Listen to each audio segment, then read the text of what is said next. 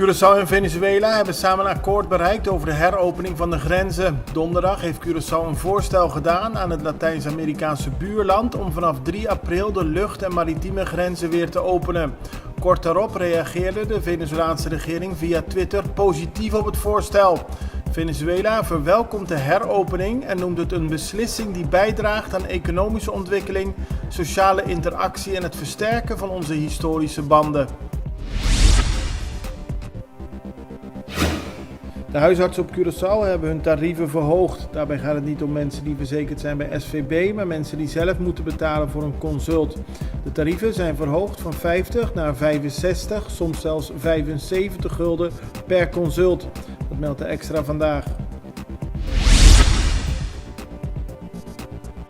Na Colectra, nós toma tempo para servir ora com mais de comunibo. Llama no centro de cliente na telefone 0800-035 de Jaluna para Viernes voor die setor de mente te com setor de noite para turno serviço nan of patrão cita. Se você transita para Sabra, também por hora. Por escolher para trabalhar, riba aqualectra.com e aproveitar meia hora, põe o documento na cerca para visita cerca nós vai mais fácil. Sim, Aqualectra, seu centro de cliente, está claro para servir na momento que você come a bo.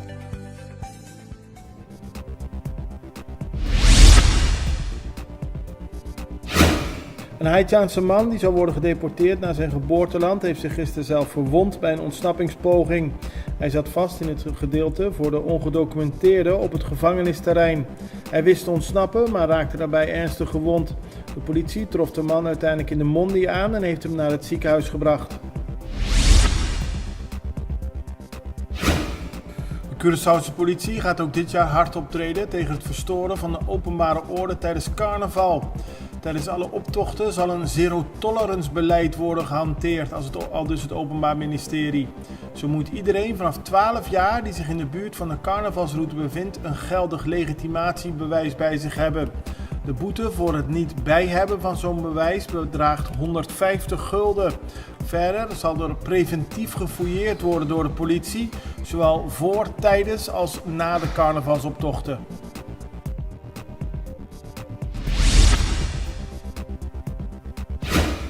De Centrale Bank van Curaçao en Sint Maarten heeft stappen gemaakt in de tevredenheid onder klanten.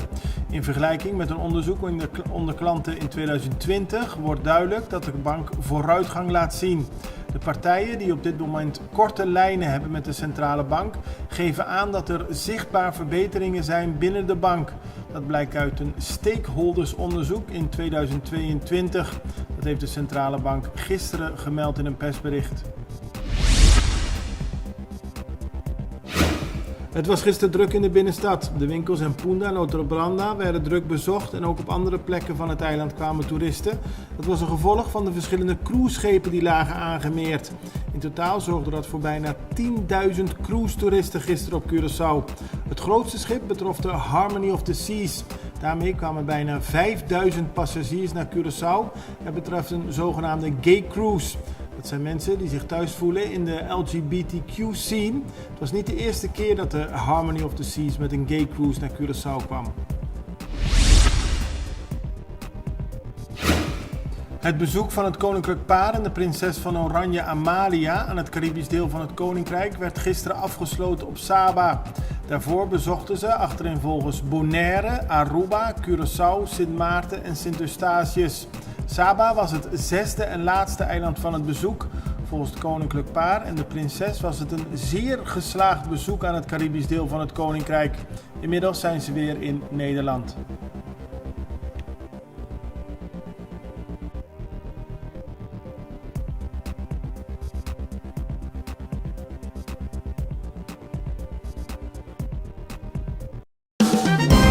Het belangrijkste nieuws uit Curaçao in het Nederland. Extra Journaal, vers van de pers.